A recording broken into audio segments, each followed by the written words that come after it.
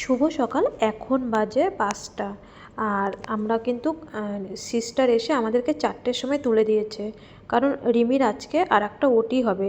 তাই বললো তাড়াতাড়ি স্নান করে নাও। এবার আমি তাড়াতাড়ি ওকে ব্রাশ করিয়ে স্নান করিয়ে দিলাম 5টার সময়। আর স্নান করিয়ে আসার পর তো একটু শীত শীত করে, আর ও একটু ঘুমিয়ে পড়েছিল। তখন তো 5টা বাজে বলো, ওর কিন্তু স্যালাইনটা রাত 1:30টার সময় শেষ হয়েছে। আবার 4টের সময় কিন্তু ওকে হাত থেকে ব্লাড নিয়েছে আবার। আর ওর কিন্তু সাদা রক্ত চলছে, অপারেশনের ওটিতে নিয়ে যাবে। 2টো সাদা রক্ত আজকে দেওয়া হয়েছে। আর এই যে এইটা দেখছো না, এটা কিন্তু কিনে আনা হয়েছে। এটা কিন্তু আজকে অপারেশন করে ওর বুকে লাংসে বসানো হবে।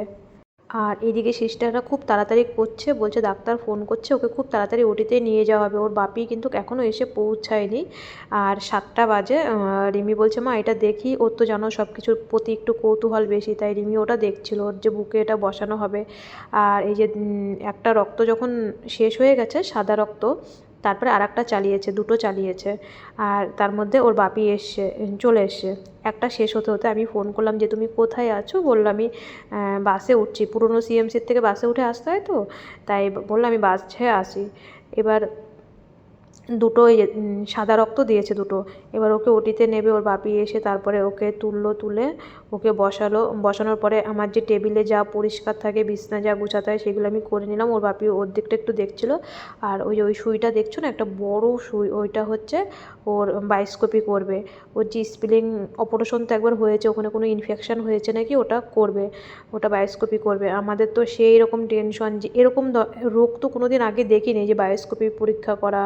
তারপরে এই যে ওর যে আজকে ওটিতে নিয়ে যাবে, 1 মাসের মধ্যে একটা বাচ্চাকে যদি 3বার ওটি করানো হয়, তার শরীরের মধ্যে আর কী থাকে। কালকে তো ভিডিওতে দেখলে যে ওর কত সুই ফুটাল। আর এই যে ওকে ওটিতে এখন নিয়ে যাচ্ছে, পুরো রাইট 8টার আগে ওকে ওটিতে ঢুকানো হয়েছে।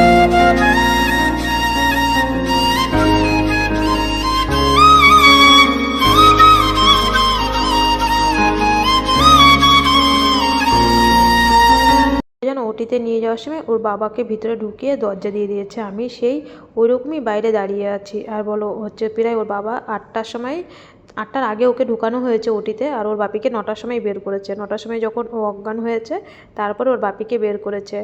আর এখানে যখন রিমিকে আমাদেরকে 12টার সময় দেখিয়েছে, 9টার সময় তো 10টা 11টা 12টা 3 ঘন্টা লেগেছে ওটি করতে।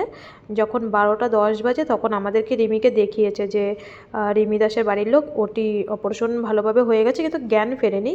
তাই আমি তখন ওকে দেখে এসে তারপরে ভিডিওটা করেছি। তার মধ্যে আর ভিডিও কোনো কিছু করিনি। এবার বলে একটা বাচ্চাকে এতবার যদি ওটিতে ঢুকাই, কী ভিডিও করব, কী দেবো, আমার আর কিচ্ছু ভালো লাগছে না জানো না। আর মানে আমার মেয়েটার এত কষ্ট, তোমরা তো কালকে দেখলে যে ওকে আমি যখন জানো ওষুধ আনতে গেছি, তখন ওকে সুইটা ফুটিয়েছে, আমি এসে দেখি। আর এত কষ্ট পেয়েছে, কালকে 8বার সুই ফুটিয়েছে, আজকে আবার ভোরবেলা সুই ফুটিয়েছে।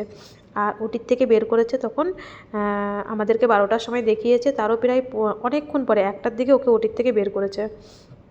1টার সময় বের করে ওকে বেডে দিয়েছে। আর বেডে দেওয়ার পরে তো ডাক্তার আসলো, আবার ওর স্যালাইন চালু করে দিল। তারপরে বললাম যে কিছু খাবে নাকি, বললো সিস্টার বললো যে না, আগে ডাক্তার দেখবে তারপরে। আমরাও আর কিছু জোর করিনি, ওদের ভাবেই তো আমাদের ট্রিটমেন্ট করতে হবে। তারপরে তোমাদের দাদাভাই ওকে একটু বলছে জল পিষ্টা পাচ্ছে, তখন মানে দাদাভাই আবার সিস্টারের কাছে জিজ্ঞাসা করলো, বললো যে একটু হালকা 5 ml জল দাও। আমরা তার থেকেও কিন্তু কম দিয়েছি ওকে জল। 5 ml বলেছে, 1 মুটকি না দিলে নাই, তাই দিয়েছি। কেননা আমি বলছি না মা, একটু পরে খাও, তোমাকে ডাক্তার দেখুক তারপরে ডাক্তার দেখেছে। আধা ঘন্টার মধ্যেই ডাক্তার চলে এসেছিলো। ওরা কল করেছে, এখানে তো জানো একটু পরপর ডাক্তার আসে, ট্রিটমেন্টটা একটু অন্যরকম। আর মেয়েটা আমার দেখো কি মানে ক্লান্তভাবে ঘুমিয়ে পড়েছে ওটির থেকে আসার পরে। এই যে বুকে দেখছো না, কোথায় যে ওটি করিয়েছি তোমাদেরকে এখনও দেখা হয়নি, পুরো বুকটার ভিতরে ও তুলো দিয়ে মানে ভরাট হয়ে রয়েছে। তার প্রায় 3টের দিকে ড্রেসিং করা হয়েছে। কেননা তোমাদের সাথে কোনো কিছু শেয়ার করতে পারিনি, কারণ আমার ভিডিও করার কোনো মন মানসিকতাও ছিল না। আবার হচ্ছে তারপরেও আমরা একটু দৌড়াদৌড়ি করেছিলাম, বিএমটি রুমের ওখানে আমরা একটু দৌড়াদৌড়ি করেছিলাম বলে আর কিন্তু কোনো কিছু ভিডিও করা হয়নি। যখন 3:30 বাজে তখন গিয়ে তোমাদের দাদাভাই কুপন নিয়েছে। আমাদের তো জানোই সোশ্যাল ওয়ার্কের ঘরের থেকে আমাদের কুপন দেয় খেতে, সেই ফ্রিতে যে খাবারটা পাই সেটা নিয়ে এসেছিলো। আজকে তো তোমাদের দাদাভাই আসার সময় রান্না করে নিয়ে আসেনি, 2টো ভাত নিয়ে এসেছিলো, ওটাই আমরা খেয়েছি। আমরা জিজ্ঞাসা করলাম যে রিমিকে ভাত দিতে পারবো নাকি, বললো হ্যাঁ রিমিকে ভাত দিতে পারবে। তাই তোমাদের দাদাভাই কী করেছিল, 3টের সময় নিয়ে এসেছিলো। রিমির যখন পুরো জ্ঞান ফিরেছে তখন রিমিকে খাইয়ে তারপরে আমরা খেয়েছি। আর আমি প্রায় স্নান করেছি 3:30টার সময়, স্নান করে তারপরে ভাত খেয়েছি। আবার এদিকে তোমাদের দাদাভাই ওষুধ আনতে চলে গেল, আমি সেটাই ভিডিও করিনি। আর রিমিকে আবার এক্সো করতে, মানে বুকে যে ওটির পরে এক্সো করতে হবে, আবার এখানে আমি 3:30 4টের সময় এক্সো করতে নিয়ে এসেছি। আসার পরে দেখো মেয়েটার তো হাতগুলো একদম সরু সরু হয়ে গেল। আর আমি আসার সময় একটা তরমুজের রস নিয়ে এসেছিলাম, ও তো এটা ভালো খায়।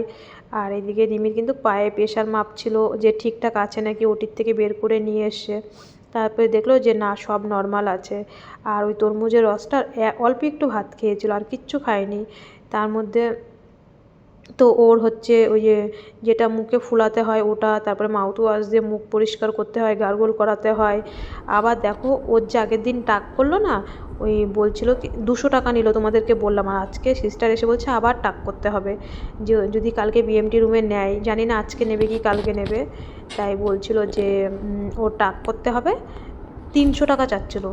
তখন তোমাদের দাদাভাই বলছে যে আমি টাক করে দেবো, বাড়ির ওপর ড্রেসিং করে গেছে। আমি কিন্তু সেই সময় ভিডিও করিনি, রিমি ভিডিও করেছে। আর আমি জানো তো ইয়েতে চলে গেছি, সিস্টার বললো তুমি বিএমটি রুমে যাও। আমি ওখানে বিএমটি রুমে যে গিয়েছি জানো না, পুরো আমার 3 ঘন্টা লেগেছে ওখানে বিএমটি রুমে।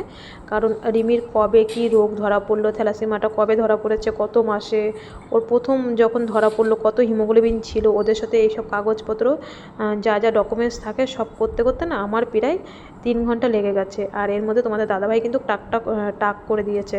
আমি আগেই বলেছিলাম ওই দাদাভাইটাকে যে এখনই করতে হবে না, আরও 2 দিন পরে করি। আর 2 দিনের মধ্যেই কিন্তু করতে উঠে গেছে। আবার তোমাদের দাদাভাই বলে কি 300 টাকা দেবো, তার থেকে আমিই করি। তাই তোমাদের দাদাভাই করেছে বলে আর পয়সা দিতে হয়নি। আর এই বিএমটি রুমে এসে না আমি জানো তো 3 ঘন্টা বসেছিলাম। আমি আর কোনো ভিডিও করতে পারিনি এর ভিতরে, যেহেতু 3 ঘন্টা বসে আছি।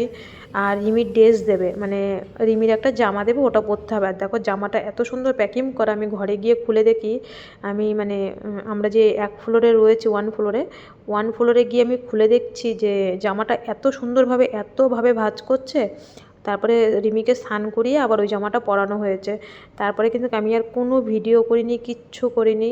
কালকে দেখা যাক কী হয়। ওই ওটির থেকে আনার পরে জানো না, রিমির বুকে তো খুব কষ্ট হচ্ছিলো আর খুব যন্ত্রণা হচ্ছিলো, ওই ওষুধ দিয়ে দিয়ে যন্ত্রণাটা কমিয়ে রেখেছে। যাই হোক, সবাই সুস্থ থেকো, সবাই ভালো থেকো। আজ এই পর্যন্ত, কালকে আরও চেষ্টা করবো ভালো ভিডিও